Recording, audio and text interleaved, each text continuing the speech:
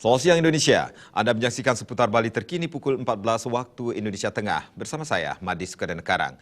Naik turunnya harga BBM tidak saja dikeluhkan masyarakat, namun juga penjual sepeda motor. Akibat kondisi ini, para pengusaha ini mengaku penjualan sempat turun karena para konsumen masih menunggu turunnya harga dan menguatnya rupiah. Fluktuasi harga minyak yang berimbas pada naiknya harga BBM nampaknya menjadi persoalan tersendiri bagi pelaku bisnis sepeda motor.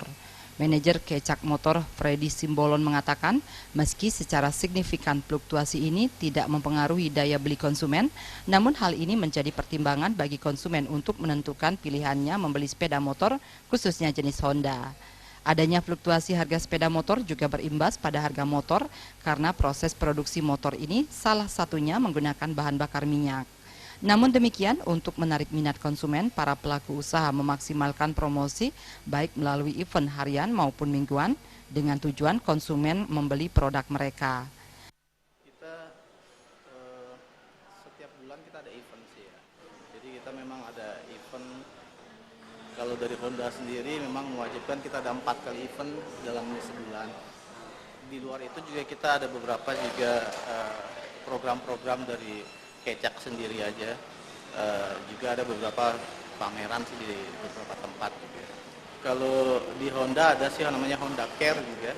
Jadi khusus untuk pelanggan Honda khususnya lah, bukan hanya di Kecak tapi Honda keseluruhan. Kalau ada masalah mungkin ketemu ada problemnya di jalan, itu bisa kontak ke Honda Care.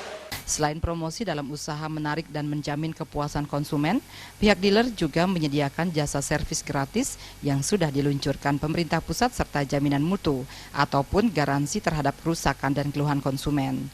Trimaja dan Supiatna, Bali TV. Demikian seputar Bali terkini kali ini, nantikan seputar Bali terkini 1 jam mendatang. Selamat siang Indonesia.